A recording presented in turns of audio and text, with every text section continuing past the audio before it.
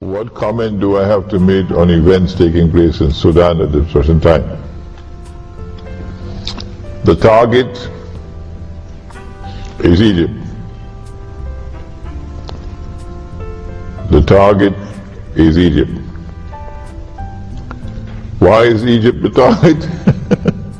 Because someone changed the Torah and wrote into the Torah that the Holy Land extends from the river of Egypt to the river Euphrates.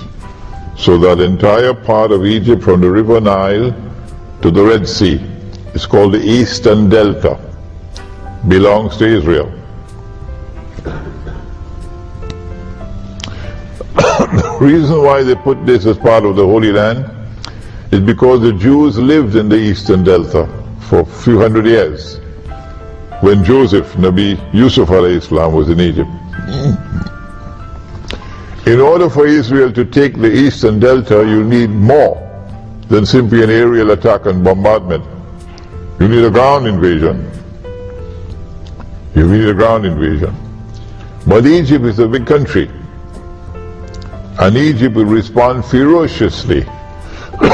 So you need a multi-pronged attack on Egypt. And that's why they got this bogus Zionist jihad.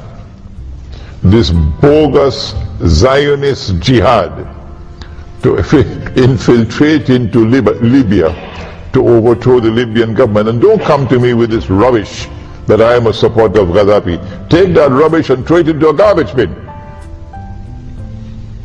I've never been a supporter of Gaddafi, and I'm not a supporter of him now, so take that rubbish and throw it into a garbage bin. The Zionist jihad from Saudi Arabia, that version of Islam, entered into Libya, supported and armed by Turkey, supported and armed by Saudi Arabia and Qatar, and by the Zionists and by NATO, to overthrow the regime in Libya. And when they succeeded, Libya became a NATO state. You can't get NATO out of Libya for the next 25 years. So when the attack is launched on Egypt, there'll be a ground invasion from the east, Israel.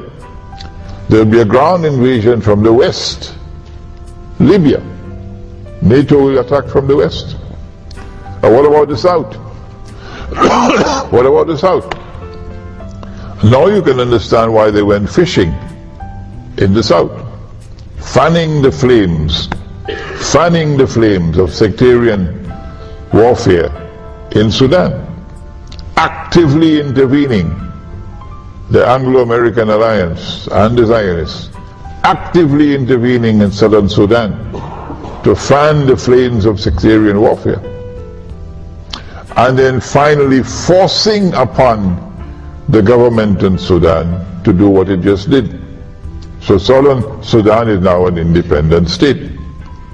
So when the attack is launched, you have to destabilize northern Sudan, or Sudan. And so the attack is going to come from all three sides, ground invasion, from the south, from the east, and from the west.